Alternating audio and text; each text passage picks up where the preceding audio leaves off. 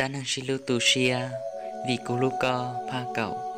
nó có nhà rồng thằng thấy trong nhà gì cứ tiến trả thia ý trong phong dư trong một thiết chùa sớ đã số lần chùa tù rồng xia nu nọ đã cả lần chuyên đó của cho một đợt thia chỉ đã cả lần chuyên chỉ nhất trâu nu nọ của cho một cô giờ đã cả lần thả nhớ lấy giọt đan hình vì cô lúc co trâu sẽ đem nó chọn gì nhớ lấy pha cậu đợt thia giờ lên tới ý trong nhà gì cứ tiến trả thia trong phong dư trong một thiết chùa số lần chùa tù nên cho lần thứ ô nhiều hoàng ca là chia là sao trâu của cho một channel thia là gió trong nhẹ subscribe cho cô sẽ được khó sẽ để share giờ lên tới trong nhiệt gì có tin trà theo trong phong dư chấm một theo cho lên số tù nên sẽ đào cũng chia sẻ theo tọt rồi trong gió nhớ lên tới ba cậu nó là thia giờ lên tới nên sẽ đào họ trú lúc sen để thia món này lúc sau món nó ghi chập là ở các làm ra cụ cổng lắm nhớ lên ba cậu đó nó thảo pi cầm một thảo sào xe ba cậu đó nó họ có chữ xì tàu mù rong đi trà thia cho ra nên nó họ có tu xia theo rong lông bảo lý tư giờ lên tới bé xí cho lắm nó ok thảo nó chê gia chủ hạ nhớ ý lăng rõ trâu tờ mù lò lên đạo sư gia chủ hạ tin chia rõ một trâu bố bể ô lê cha bỏ ý tu mỏ lư cú mà cháu chê cú thia tờ ba bao sư thảo tờ gia chủ hạ thế xả rõ hạ tìa ô lê cha mới tu mỏ lư rồng cao ô lua tôi nhớ trâu bể nè gia chủ hạ thì lê tờ kêu một xe xe gia tu mỏ lư rồng lê cha tia ô cha giờ rồng cao ô lua thảo nó gia chủ hạ thì lê sợ rằng một xe xe gia tu đã chi thia tu mỏ lương tờ nữ nhau trong khó tư thiết cha này vô rong câu tam bảo lên tờ chỉ tao bỏ đùa di thợ du lọ tin nữ nhau trong tia tế thầu gia cho hạ sợ rằng tạo một sai do ô cha họ chỉ bỏ lỡ trần ship lo trong khó tư gia cho hạ tin chơi do một đòn đầy tròn tông lo ô lấy cha họ bỏ kia tua tại mỏ lư nhà tròn trả thằng tờ gia cho hạ theo lấy hạt tia ô tua tại mỏ lư gia có lo xa tua tại mỏ lư theo lấy hạt tròn gia cho hạ tia gia chủ hạ các tôi nhớ đã chỉ tay hạ rồng hạ trôi rồng lên nào thiệu ô lê cha có nhiều kho lá nhỏ xứ gia chủ hạ thế để tay hạ tia từ vì do hạ tia cụ tôi muốn thìa ý cho chua sợ đã khỏi cho là chợ tí năng xứ thằng đó họ tôi tay mỏ lư thế để hạ tia ô cha có nhiều khử ô lô li giờ lên để cho chua để đừng họ nhớ cho khó tư cha có tôi nhớ cho hạ rồng hạ chua có chỉ bỏ ló hai tay có chỉ kho lá có chỉ khán giờ tương tôi ta kho lá ta li có là thia chỉ ta lên đó sư có bao hao lò từ giờ thia hư sự lò còn nhỏ li có bộ bao hạt tiền giờ tin nên tôi bỏ co lùi dọn trái co lùi dọn xa thì có giờ đá giờ chia giờ cho tin nên phê chê lùi dọn tôi có bỏ chê giờ tin nên rong chỉ cú chỉ lùa tư thia cú tôi nọ cú tôi hạt hay đâu có hạt tiền có trắc cá một chê trắc cá một có tụ khử khăm mò li cô trắc cá một kho cho nên chỉ phải sang li cô là sư nhớ lên ta cho chuông ta co nên chuyện ta co chê cả lệ ôi xia cú xả lên đó nó gia chủ hạ thế lệ tay hạt tiền chỉ tao li gia cú chỉ tao cho chuông đó nó cú yên chỉ mua chế vì đã khó cú tao cho lũ cho cú tao khang là hạt tiền gia nô thế cú tao cho chuông đó nó là cú mà li mù gia cú chỉ tao cú gia chỉ mù gia hạt tiền cú tứ chỉ tao ai cú ham mua chế gia hạt tiền lúa bao thế lúa bỏ lúa gia hạt tiền cú gia ít thứ tiền năng ua hai tao xứ ua chỉ tao gia lên tao cú thứ hai là cú chúa có tao trả lại cú cho lũ thọ nó tua tại mỏ lư chỉ bỏ qua dù hai lấy trả lợ tua tại mỏ lư thì lấy hai trâu gia chu hạ hai tia gia chu hạ cụ tứ tua cho con nhỏ toàn để nó lợ gia linh đạo sẽ cụ gia trắc cá mù lợ con nhỏ nó sẽ chịu có tổ khen cờ rong thia sẽ giờ chỉ mua lần tư lần thì rong thì mỏ trâu con nó lấy gia ta là ô cụ điện thia trâu con nó là gia chu hạ thì lấy hai tia tua tại mỏ lư gia linh đạo sai tao hai tia gia ta là có gia tu lần thiền cái thì rong thì mỏ trâu cụ nó bây giờ tua tại mỏ lư thế té tia do cơ là mà từ giờ cụ bỏ có khử ta do thia cụ bỏ hạt tiệt co dễ tụi tin nên rong có lu do số dạ ôm một trò chuyện nhá trong tiệt té nọ giờ lên ta cụ thi lên tao lò cho con nhau ô cho con nó ý nhân tu sư ta chỉ nói do cụ lu cha cụ giờ ta có một lợi thia con nhau nó sẽ chịu có tụi khen cờ rong thia cả chi sẽ chịu có tụi khen chỉ sao bố có mong gan tu có tụi khen thia thảo đỡ gia chủ hạt thế lên té hạt tia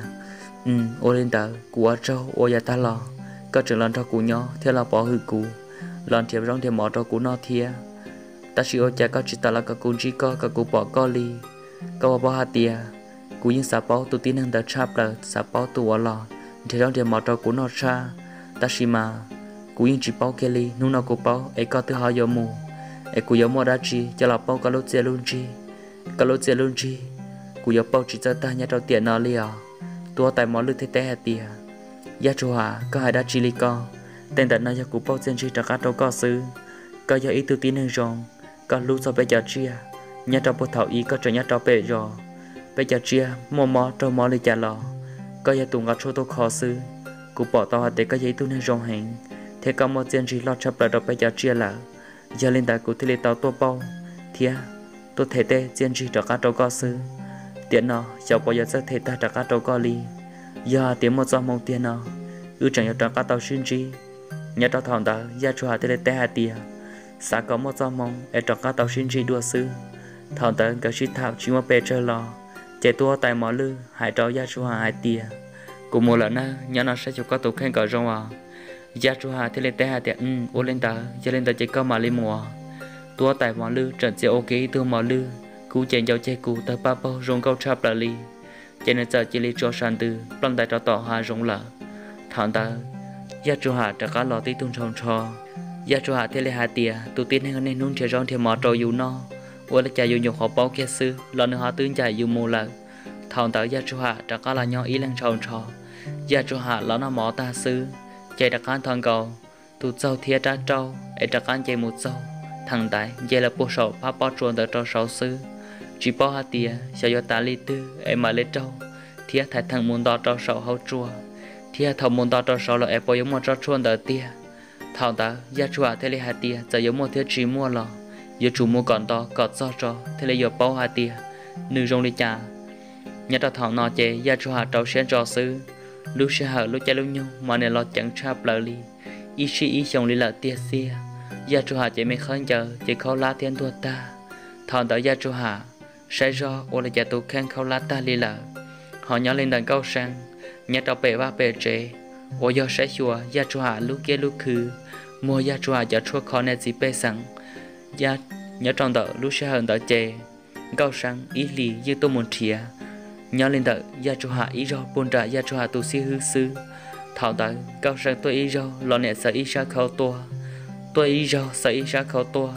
ý lì tôi ý rau lì tôi cho số xua rau chè ta những hai trâu gia chủ hạ tu xíu hai tia xíu à gia chủ hạ chỉ tao lò li lò xíu tê tê tia chỉ tao lò li à các tôn tử nó mua hoa lửa đá chi à gạo sang tê lê hai tia từ giờ của tôn thía gia chủ hạ xứ từ giờ tao ý lì nó là xa tiền chơi trả gia chủ hạ sát khâu tôi ta là nói của sao tới sát khâu chia cùng ngã tôi cho nữ trâu em nên thế là do tao trâu muốn thiệt chua dễ tông gầy hà dễ tông gầy tao giờ tiền nữ lọ nó có món sắc không tao nó cho nữ trâu à thằng ta xíu thế là té hạt tiền ô lên ta có cho nữ giờ nó từ nữ lọ là nó chè cũng mà lấy món có sắc không cho nữ trâu à thằng nó chè gạo sang trả cá lọ là xứ nhớ cho lúc xe ta xíu trả cá món sắc không cho muốn giờ cho bể lúc thân ta ý lì gạo sang sai ý sắc không chia tua ó lì sai ý sắc tuần gì nhớ cho ý chồng chỉ sao mà có ó sai khâu đèn cầu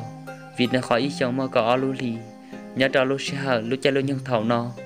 nhớ cho bể lúc ăn trong chạy cho khâu bờ bể lúc xứ gia chủ hạ nhưng chỉ tao lọt do ý rau lì nhớ cho lúc xe thầu nó siêu tê xa hai tia gia chủ hạ vô gia chủ hạ ô lấy chả có dùng một chuột tam vào lì co một tin này trong tù sao thiên lú co cha lì tại ô chả có chỉ bỏ cho có cho kể rong tin này hóa hư con bộ lấy tư lò có những chỉ hóa hư lỡ lì có cho dân một thiệt có gia chua ngừng cầu xứ ô lấy cha ta chỉ nó có chỉ là ô tù gia chủ hạ bố thảo u hòa của bao co ta chỉ nó có bao hạt tiếng một tí nên trong tù sao cho có chắp lỡ lì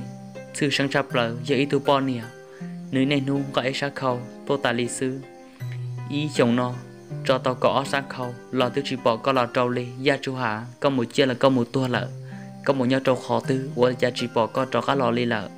nhớ trâu lúc xe ở nó xí hư sa sơi do gia chủ hạ gần cầu lì thia gia chủ hạ tô một trâu bố tì hạ rộng tao lúc chồng chừng gầu lợ nhớ trâu thảo nó chạy ra món sủa chỉ kia bố thảo bắt chiếu một thơ thia lò chạy từ tàu bé lúc chồng lợ bắt chiếu từ mỗi từ mê nhỏ từ một bé chồng lợ thảo ta bắt chiếu giờ ý từ mê nhỏ chạy qua trần mê ái xứ thiết chỉ ta lên đã xứ là câu trần gia thơ trừ rò là từ mê nhỏ thia ô do trứng trong từ mê nhỏ kia lợ nhớ trâu lúc xe ở nó gia chủ hạ nhưng bao rộng hai tia ba chia một ô đùa ý tu năng chia thế ba chia từ một ô tàu lúc năng mua bé chồng lợ gia chủ hạ thế lên mò chia thế sản chia cả tàu giả chua ấy cho là ô cọ dù chỉ sót sơ lầu do để cho tàu thầu cậu gì chồng chê gia chủ hạ vô lầu hành lợ ba chia bỏ lon chế ba chia chỉ xả xả dê thảo nó gia chú hạ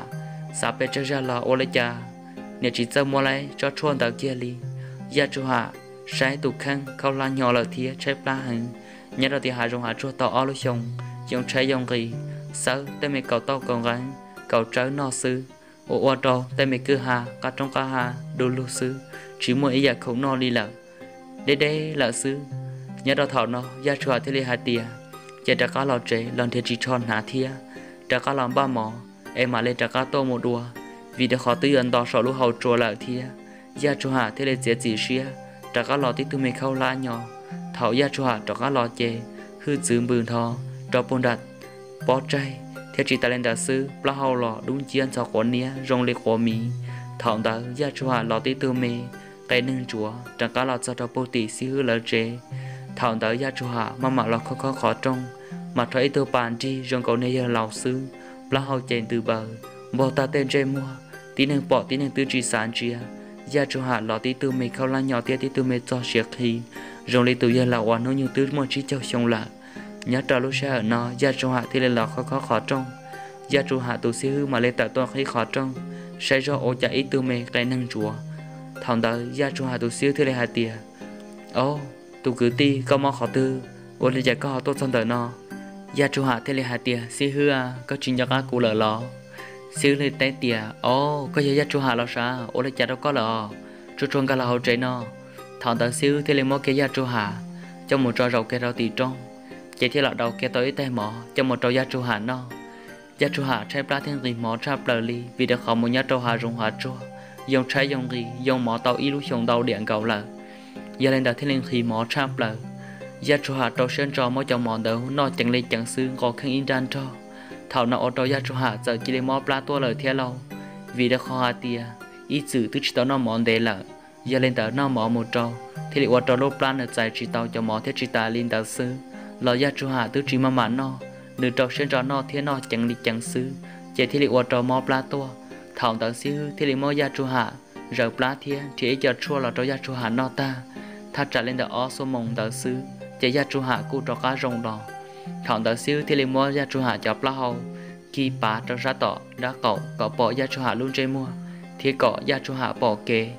trên thì ý chỉ chờ chia cho là trâu gia chú hạ nà chỉ thì lấy hai cọ gia chú hạ so cọ mua ra trò mua đã chỉ lòng cái mà li thả tỏ cá là tàu bé nung tao xíu gia chú hạ cũng đã có mua ra rong liền ngủ đùa là thằng tao xíu thì lấy hai trâu gia chú hạ hai tia mi tu gia chú hạ có một tàu ó lúc trong trường cầu nó là có một chiếc bao tàu chở chua và có hà hành tàu gia chú hạ thế lệ té hà tia xí hư cũng như trận thiệt chỉ tàu lái lì vì đang họ lúc bao tròn tàu xe thò ta xin nào cũng tuyên về mua chỉ tàu to tàu sầu nhớ tàu thòng tàu xí hư thế lệ hành gì tia gia chú hạ cũng xa hà tia có với ý xe ở chỉ thòng một thiệt chở chua tàu lạ gia chú hạ thế té tia xí hư chỉ tàu của trường thiệt cả tàu chở chua tàu sư gia cũng thiệt chỉ tàu chở chua tàu chỉ của chỉ sao tin nhớ trong tia té nó lạ xíu thì lại chỉ bỏ cá thì xíu chỉ bỏ hạt tiền do vì đã chỉ tiền ô lấy giá chú hạ dùng một bằng che bằng tuôn thì cả tao cho chuồn đã xứ ấy cho chuồn đã nữa họ chẳng chẳng bộ lấy giá trâu giá chú hạ ô lấy giá chú hạ dùng thì thuộc cho hậu kế ấy là mùng thì cả tao cho chuồn non cầu xứ thảo đã xíu thì lại hạt trâu giá chú hạ hai tiền giá chú hạ có bỏ hạt tiền mỗi ít thứ bỏ niệm mà nửa cho có Charlie ít lúc lì nửa tuần đã nó ít rau nửa tuổi ít rau nửa gà sát khẩu tuổi ít rau mà cho khâu nửa ba tô trâu co bao về lưu sư chỉ bao hạt tiền có bao giờ trâu ta thằng đó gia cho hạt té té tiền em giờ lần tư xưa tiền cũ là cũ chỉ bao thía vì đã họ chỉ tao bỏ nửa đua li rồi do nửa tua ta lên đợt nó nửa tuần thiệt co sư nửa thiệt tao ó lúc chồng nó là những xa khâu ta ra tô trâu co chỉ một sai về cá trong bể xe khâu mà bao về lưu sư nhưng chỉ một lần tư trâu là những chuyện xa tô ta ra cụ tới hai trâu nửa hai tỷ có những chỉ tao lo ý rau li có những chỉ tao trâu khâu li lần nữa những sợ khâu ta ra tua lì có bỏ hạt tiền có tụ khăn nửa chẳng chẳng bầu lê cha các sĩ có mót sai có tụ khăn chỉ chẳng chẳng lì có bỏ hạt tiền một tí nữa cho nên trong tụ thật có thêm giọt cho có cha là có những chỉ lưu là có chuyện giọt cho là có bỏ hạt tiền ta chỉ nói có chỉ tụ gia chú hà bỏ thảo u cụ bao có chỉ tụ bỏ thảo y u cụ bỏ ta chỉ nói có lòng sợ thì có bỏ một đế hàng là do vì lê cha có dù vừa cho chốt nó ổ lì em họ rong chẳng chẳng đã chỉ trâu co gia chú hạ thế lệ té hạt tiền xí hư giờ lên tờ tụ bọn này tờ nó nếu tôi ta li xứ lọ xíu thì lấy tay hai tỉa giờ là má giờ cho hạ một thằng cầu sát khâu sai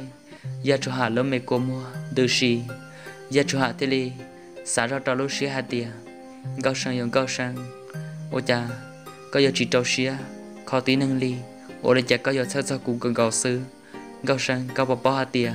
cao phải sao cụ li nó để ô trâu co giờ chỉ một trâu kế cá xía thế có giờ chỉ cá xía là một chỉ khó này chỉ bé sẵn đồ ăn cao sang ô đây cha có giờ sao cụ ô luôn li cụ dương sẽ cho tao cô tụ khăn lợn na thảo tờ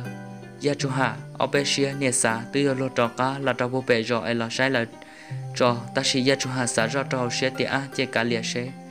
gia chủ hạ thế li muốn kia ở sát khâu rồi kia trò hậu na thế cùng ba tàu kia ở bên chế khăn giờ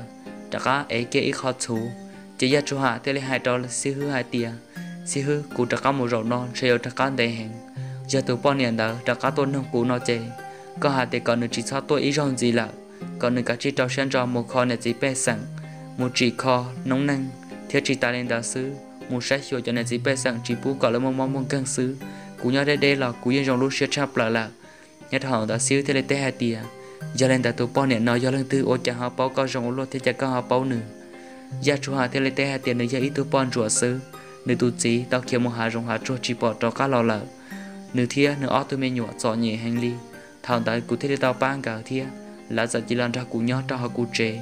nhớ cho thằng nó chế cụ chỉ bỏ cá vô hai rồi tư là cụ thế là hai gọi là nhớ rồi cụ lúc chế xứ chỉ thằng ta là một chế rồi lấy cụ một số cái cá xía cơ thế rồi lấy là chọn nhà tu lò rễ cơ lấy là cụ thế là xa hai tiền chế làm ra cụ nhớ nhà giờ chỉ một tấm bằng đa chi cụ thế là chế làm ra cụ nhớ trong tại cụ lúc chế xứ cụ tua nó là từ vì giờ mua là rồi cụ lúc chế thêm mua cụ giặt chua thế kho này chỉ bé sẵn thì ở trong cụ trò xía cụ tôi muốn thiệt chua nó là cụ sao là cơn gạo lý thia ta chỉ vì do hà tiền cho chôn tận nó được trần trắng hình trâu cụ xí hướng dương chỉ bao hà tiền cho chôn tận được trần trắng bộ lấy trả trâu gia chu hà ly vì đó khó gia chu hà dương chỉ khía cho tới tám bằng đợi nó cho lần thứ báo lò nhớ cho thảo nó chế gia chu hà đã cắt chế xì xía tôi một trò bố tì hà rong hà chua đùa nhớ cho lúc xe gia chu hà tôi muốn ta gia chu hà đã cắt tôi một số trò bố tì gia chu hà khó chờ cú tỷ lúc cô chế đó trò bố tỷ lúc trong chùa nhớ trò lúc xe thòng ta nhớ trò tỷ lúc trong pha xì là chùa ta chỉ khu ta tỏ mua ý nhiệt gì phí như vậy và chỉ chạy theo nhậu cơn gầu thòng đó gia chùa tôi một giòn ta gia chùa chế bao ta theo gia chùa con hà chỉ khán giờ chở chia là thòng đó gia chùa tôi rồi lấy gia chùa chở ly chỉ trong ly từ bơ thảo y là và trò on nhiệt gì phí như vậy đó nó thì lấy chỉ bao cho gia chùa gỡ thì lấy tàu lò lông cũng có theo lò tha gia chùa nhớ đó thơm mò thầu gia chùa nhận khổ một do xứ qua trâu sống tông màn đọc cây thiết chuột lo vi vung sống tông thiết bao rễ dùng đi bông pi bông xứ gia chùa trai cơn cầu gia chùa thì lấy sò chân tua thiết thọ trò luôn tu thiết lưu tê đại hai tia luôn tu lưu tê đại cú cho ít thứ tin năng rong ô lê cha số gia chia số gia ông một số sinh nhớ trong tiệt tê cú dương ba dương chở tan thọ ta sĩ gia vị lê cha lúa ha trồng ốp hết cho cú thia số gia ở của nó nữ chỉ do lời là cú do là do vì đã chỉ tiền là ô lê cha tê đa tê hà rung hà trôn tận đó nữ họ yêu ô lê nó cho cú nhớ cho lúc xe thằng ta on net gì phí như vậy mà lấy bao hà tiền do gia chu hạ gỡ thì lấy mà lên người lo thọ gì cho gia chu hạ thì on net gì phí như vậy nó thì lấy hai cho gia chu hạ hai tiền có do gia chu hạ tê tiền lo gia chu hạ tê tê tiền cú do gia chu hạ lo mà em này chỉ bao cú là lo thằng ta on net gì phí như vậy tê tê tiền bao có là từ do hà tê có thật sự là chỉ bao có xa tê tin năng phê em chơi tốt thua trẻ có khó hậu lửa có dạo qua thì lấy tao lò thì thái sư ta chỉ thọ xin được con non tao có chỉ từ tin năng rong giờ thì có chỉ tao ba đùa lò có từ ý từ ba giờ tin năng thia số giờ chiêu một số chuyện nhỏ lợ yên xa tiếng mấy nếu từ giờ bông được cho kế phò si có giờ chuẩn bị tệ là ba xứ lì nhớ ra thằng ta gia chu hạ thế là hai tiền do vì đó khó cụ chỉ sao bỏ ý tu năng là do tệ ý giờ chiêu một số chuyện nhớ trong tiền tệ nào cho đó cho kế giỏi nhỉ giờ lên tới cụ thế là sao ba có ta cho xua lăng sao ba có ta cho xua nhà ốm một số chuyện nhớ trong tiền tệ cụ yên chỉ bố còn nữa bông được cho kế giỏi nhỉ li ta chỉ vì do li cha em lo sao có cụ bông được cho kế giỏi nhỉ cụ tu sửa cho cụ tu khăng gạo ta chỉ sợ lấy cha lão si rồi có cụ ba tàu cho tin hàng uo giỏi nhỉ đi được cho kế giỏi nhỉ xứ thiết ba tàu cho tin hàng uo đi được cho kế tua chế cúi rong lúc xia là sợ mua cũng cho xia cho một bao lô cho xia là cúi rong lúc xia vì đã khó biết tin hàng cho xia trong tiệt tê nó nữ trưởng chứng cho là cho thua lên giờ lên đó dù chủ tao ba là giờ thầu dù ba là dù giống mua lúc chia luôn chi thế chỉ ta lên đó xứ số tụ tiền hàng dù bỏ hư bỏ dầu dù giờ lên đó cũng thì sa ba cho số giá chia ôm một cho xia thia số giá này ôm một cho xia nhá trong tiệt tê nó có chỉ sao pu gà cho kẹp lo kẹp tua lên đó xứ chế cúi rong lúc xia cha là anh ấy chỉ phiền nhau vậy nào tao làm cho gia chủ họ nhỏ thia chỉ tha rong chắp là li thao đó anh ấy chỉ phiền nhau vậy nào thì là hai đứa gia chủ họ hai tia thì lâu gia chủ họ có nhân đời nó nếu phò si hàng đâu con do lên đó chế cho con một nhà đầu tiên khó chua rồi nu con mà lấy tua họ lượn đời nó xứ vì đã khó lúa hạ rong hành trong đời nó mà nếu mà ý tu chỉ chó lo theo chỉ chạy hàng li do theo thảo tu chỉ chọn đời lo bỏ con trên nhiều chỉ chạy con vì đã khó nữ nhậu hành nếu non gai tí năng thiên non gai chiên gần gạo xứ cho chiên mẹ nhất trò họ lúa hà rồng nó chỉ cô giờ trò nữa mót tỏ nó ta là nhất trò lúc xe thảo nó nhiều khó hai lúa sau tôi lên tờ xứ ô lê chăn nó kia lúa suốt tròn nhung trò lên trò bô bể bó chùa tua thằng đó gia chùa hà tê lê xả rau hà tìa lúa xuân đó bây giờ tụi trò này hai đứa nó cả tê lê té hà tìa do cơ là mà tụi trò đứa nó mà hàng thiết chỉ chạy chắp là đi nữ nhất trò đứa lúa hà rồng đứa nó mà nữ tao cả tan thôi cho chia nhất trò hậu á nó dân dùa chỉ tao nữ kia li nhát tao lúc xe anh ta gia chủ hạ tele té hạt tiệt trên nữ lon đó nó cũng mà lên đó nữ thả so ô lê cha anh này chỉ phi như vậy nó hai bộ lê cha là gia chủ hạ nhưng chỉ cần cho anh này chỉ phi như vậy nó một trò tiền khó chua li gia chủ hạ tele chia chỉ xia nhát trong ta lúc trẻ ô gia chủ hạ ô nó sơ anh này chỉ phi như vậy nó tele hai trò gia chủ hạ hai tiệt thì lâu gia chủ hạ trong tu lợi thiệt dùng một sai tên mình nhọ tí va tí trẻ ít chỉ nó cũng mà lấy tua con luôn nhát trong ta nó gia chủ hạ thế là té hai tiệt ô linh đã là tao cơ thảo tới gia chủ hạ nhỏ nhớ trong mòn tới anh này chỉ phi như vậy chỉ tuôn tới gia chủ hạ li thảo ý ta mò ô linh già nhớ trong mòn tới cái li ta do li thia ô linh già gia chủ hạ giờ chỉ đến nói illu xuân nhung là trong sáng đầu rộng to gia chủ hạ thế xã do hạ tiệt giờ chủ gia tu tròn tới lò xứ gia chủ hạ thế là tập là to thằng ta tu tròn chỉ cầu nhà thia gia chủ hạ chơi do một trò tỏ ô linh già tí thông mê đun chia thằng ta gia chủ hạ sai do thông đúng tờ mà lo bọn cậu tụ phơi tử gia chủ hạ trái cơn gạo li gia chủ hạ thế này hai tiền cơ gia có tài trò nhớ trong tờ lúc tây lúc chân tờ nào bây giờ cú gia chủ hạ có bảo bảo cụ thiê có bảo tao nó do cụ luôn bề thảo đã tu chỉ trò nhung lờ sư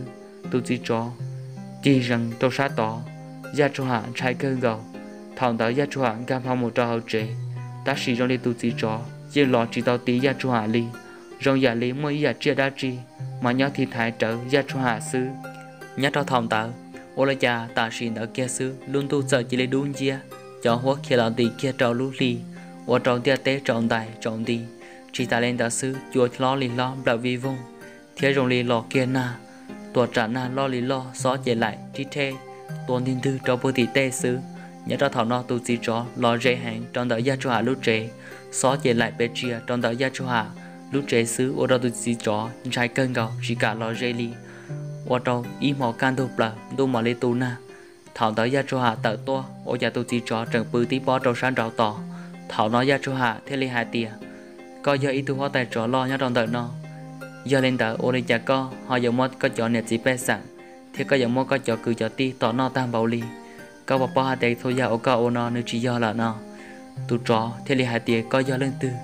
ô lấy cha số giả chia giờ là bỏ hự bỏ giống co chỉ ta lên đó sư giờ so hóa tại so lò hát trợ giờ thì thái co thia ô giả trần chỉ bú co là ô cù rau cù mỏ giả cho hạ thế li hai tia vì cù giờ ý tu tí năng rong cù bắt số giả chia thế số giả ô mò cho sinh nhật đầu tiên tên nào chia hai giờ đá giờ trò giờ tí năng ý tu chia sư tu trậu tu giống sư lò cù yên trình tàu thia cù yên chỉ tua li vì đã khó số giả nhật đầu tiên tên nào mò cho chia lại nếu như luôn nữa cho xia chạp là nếu như thì thái nữa cho xia chỉ xa còn nữa cho xia trâu do dạ ở chỉ mua tiền gì giờ lên tàu số dạ mua cho xia nhá trong tiệt tên nó nếu thế lý mua nông gì tan trò cụ thì là chủ tàu pa giờ hạt tiệt cụ giờ tí năng lo cụ yên bao hạt tiệt là lo yên trong ý giả lấy cụ thia cụ lu cụ cho xia để trả chế cụ yên giờ lu là lên tàu thia là giờ chủ lu là cho xia lấy ở cụ lu cụ cho xia giờ lên tàu hoa tài trò có bỏ lu có cho xia thia thảo đã tu hóa tại trò thì lấy tay do hạt tiền dù cho xe là ô cha dù thế là chỉ luôn vì do thì dù lú dù cho xia dù cho lên thiệt cho trả cho ya nhớ đầu tiên tên nó cho là chờ có dù cho xia chỉ cho tù thảo đó ya cho để tên hạt tiền có yon thiệt cho ya cho là chờ có cho xia chỉ cho tù ô là giờ có chỉ muốn no rau thiệt chỉ muốn hậu đây chỉ ta lên đó xứ có chỉ muốn thiệt tây ya ô cọ chỉ cho một cho xia nó ô là giờ có yon thiệt tây cho ô một cho xia nó xứ có một bao hạt tiền có nói tụi một tên nó tụi một tên đó nó nữ tụi một cho xia thiệt nữ lo yên bằng nữ cho xia ôn tay có tỏ tao nữ mọi cô yêu nhua cơn gạo một tay thu có như chậu chỉ tàu họ một tay thu vì do nữ tư kể là có thể lấy tàu chậu tàu thiệt vì nữ chỉ cho khai chứng pha xứ chỉ ta lên đó xứ số giảm một cho xia đầu tiên tên nó là nữ cho xia yên trường trắng cha là cho nữ là giờ lên đó nó có tứ bao là có chỉ cho một tỏ tin anh thiệt chỉ cho một tỏ chia hai rong gì con chia tây giang ổn nó có chỉ cho tua xứ cho nó nó lì cú có một bao hạt tiền cú tôi nhớ trong tờ nó tê bó trớ chỉ ta lên đó xứ tê mì cầu trớ cầu bùa cầu tao đá tê cú dưng sớ nó xuân gió hắn à cho trớ kia xứ cú tư chỉ sáng món nướng đỏ bó tre vì được họ nữ giờ ít cho và nữ mua cho xìa nữ chơi lá nữ cú chơi mò thảo ô dù cho triệt xìa là nữ cú qua thiệt chỉ ta lên đó xứ cô mua là cú đường từ giờ lên đó ở trò lú cơn cầu ly nhớ trò lú xe thảo nó tụt chó xả lời ý chỉ do chỉ tụt gió thiệt lấy hai tiền có hay do là tỏ số lần số tụ nhất trong tia tên nó là ba con là chợ con thiệt là bỏ hử bỏ dòng con lò vì có giờ ít tụ tin hơn rong thiệt thiệt liền trên tia tên nó giờ chỉ mua tụ tin hơn rong bầu li con là nhớ trò lúc sáng đã gia cho hà đã có hành gì hai tiền rong giả lấy lô ba và có chế tệ đây chế lô ba là nơi tư tạo kia cô mua được xin đã tụng kia cho họ à thảo tạo tụ trò lúc cô mua lo nền từ xì đã sáng mệt rồi gia cho hà thì lấy hai tiền có chỉ sao qua họ của tôn là nó từ vì do của cho kẻ lú xứ gia chỉ do của cho kẻ lú chỉ do từ tiếng này của lú chạy của những chỉ tốt trong là nó vì đã khó để của cho lú nửa tí lang xứ gia lên tại của thế lên trẻ cho hậu kẻ sẽ bỏ dấu món nấu và của đã khá tàu chính cho của tổ bọn nè đã khá tàu chính cho tổ tiếng này của lú đùa thằng ta tổ gì cho thế lấy hai tiền của bao khó trăng là của gia nhóm là nó sẽ hiểu co thì ở đó co ở phong dư có cho nó và có trả cá muốn đỡ thay chờ nào mù cú giờ làm thiệt số trả số giả trâu con nó nhớ trâu lúc xe thằng ta giả trâu hạt thế lệ hạt tiền và có cho nó đâu này hoa tài trò à tụ hoa tài trò thế lệ tay hạt tiền chỉ ô lê trả li thằng ta ô trả rõ sơ on là chỉ phi nhiều vài trang sĩ tuột cho on là chỉ phi nhiều vài thế lệ hạt trâu tụ trò hạt tiền hoa tài trò có chỉ sao tỏ giả trâu hạt nè giả trâu hạt giờ ít tụ tiến hành rong hành li giờ lên ta bé số lần số tụ giờ số tàu hoa hử nữa thế thì thái nữa giờ nó từ bé phong đặt cho cái phò xí thế bé mong mong cần đã chỉ nếu giờ tụi nó thì thái bé cho xia thế nếu giờ tụi nó ba bé sư cơ chủ dân trong hai tiền bé số giả chia thế số giả tí này giờ tên là chỉ tàu ba bé đua lò nếu như ba trong lần trong tụ thiên số giả chia của thao lò là nhớ đó xe thằng ta tụi chó thế để té hai tiền ô lên ta cụ tư bao họ trong ta là thế chỉ ta lên ta sư lo ra trong hạ ư tư tao ta lù và phong chữ ok là thiệt giờ lên ta này bây giờ này sáng nó ra trong hạ sư này thì lên thoát sự là ô lê co thế nên sao làm gì ra trong hạ nó bây giờ cả thế là té hai tiền chỉ giờ những chuyện gì thế như chỉ ra họ còn gì thiết đa chê chơi do vì có xứ nhớ đó lúc xe thằng tạo ra trong hạ thế là hai tiền này chỉ sau xí trả xí chê là do hai tiền này hiểu nó cũ lo này chi sẽ đặt xí phái nó xứ cũ những chỉ thư xa chỉ xa lên cha do hai tiền cũ ở trong lo trong tàu phê xứ chê như chỉ ta dù ở trong muốn gì là chia cũ lúc chê trong này sẽ đặt nó có ta nên chỉ thao muốn nó đùa lời giả chia là xứ chê cũ những trong lúc xia thế trong luôn trừ cơn cầu đi làm nhớ đó lúc xe thằng ta tụi chó thía on là gì vì nhiều vài cả trong sự sinh chia chế giờ chỉ lấy cả lìa là xứ thằng ta gia cho hà cái lên hai tia cố mà hao lử thía chế quê trả cá mù hao lử là năng thằng nói gia cho hà thế lấy chẳng trong trả cá mù cá kia trả sâu thía cá kia trả trâu chế trả cá mù trâu bố sọ phá bó chùa trâu sen trò trả cá mù thay thằng thía trò cá chế mù xứ thằng ta gia cho hà chế trâu sen trò ở gia cho hà sao lu hao lử liên đạo họ nhớ lên đằng cao sang ở nhà đầu tỷ va tỷ chế cao sang thiệt tuôn ra thiệt tu mang lợ bên nhà tu là trâu sen trò là một chợ nhà gì bé sẵn nhà trong ta lú rõ nó ở trong nhà gì bé sẵn chỉ do kẻ ca xia thiệt là cô muốn do kẻ trong xia chỉ mong gan ta xia nhớ lên đằng cao sang cho nên nó nhón trò lúc mấy cô mò ia giờ do tu tiến hành ở dù luôn giờ do tu tiến hành ở dù giờ ta chỉ bảo để do vì lý trả tia em dùng một vự trò chua tam bảo em giờ nên nó muốn thiệt trò chua ở nơi hai đạo sư để cho chôn tờ họ chẳng chẳng vô để trả trâu nữa thảo đó ở trong câu sang la xả cơn gạo li câu sang thiết xả ra trò hậu xía hai tia ở cha gia chu hà dùng một thiết cho chuan đạo sư gia chu hà họ chỉ khi cho cụ thía ai cụ thía tàu muốn cho gia chu hà thía sau đó thì ok thế là vô tàu sai mơn gì thảo nó câu sang nhỏ mà rồi li chọn tôn ti rồi li luôn tu dân chỉ cho trả in hú lo ý trả ý chỉ thảo đã tuôn ra thế là hai trong câu sang hai tia cụ nè ở cha rồi li co nhân trong trò sư bởi do hai tia co một số kẻ nhiều xía là do con giọt sao chỉ khổ nọ thảo non câu sang thế tết trâu tuôn ra hai tia nè tụi mày tua tự do hai tia nếu một số kẻ sản đón đau giả thia tụi xía trâu tụi khen gạo sư thế là một kẻ nhiều xía trừ xí tua nữ chỉ sót sót chỉ thì cho nhiều xía đã chỉ cái chỉ trâu xuyên cho muốn lót chua muốn thiệt chua mò trả chạy là tôi vừa chua phải chỉ mua chua mua trâu lợ thảo tờ tụi mày tu thế là hai tia cụ nè cụ chỉ sao mù li cụ sao có nhớ luôn chi cụ sao bỏ có luôn trên mua luôn chi li ta lò sư giờ thì có luôn trên mua luôn chi là cụ thể là cá siêu muốn thiệt chua nhớ thằng tao tôi mang tập là họ trẻ tua tôi mang thế là hai trâu tôi mang nè hai tiền giờ là lo mà nè tí lâu nhưng hai giờ là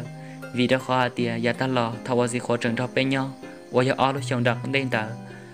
chỉ khó cho bé nhau có một số kế sọ xia thế rồi lấy co lúc mình trên mua luôn chi có luôn trên mua chia đó gì cụ nè có bao tiền chỉ thầu chỉ khoản dạy bé một tao ở lúc chồng đầu nó rồi lấy co nhân chồng trò thia rồi lấy co luôn trên mông phò thế đàn chơi ta li cụ nè cũng mở lên một thiệt chua thiếu một thau chua đâu có hậu có cá lỏng nó mỏ thia chỉ ta lên giờ sư là có luôn trên một trò cá chia tua ít nô tư chỉ khối cho chủ trò cá lò sư li nhớ đời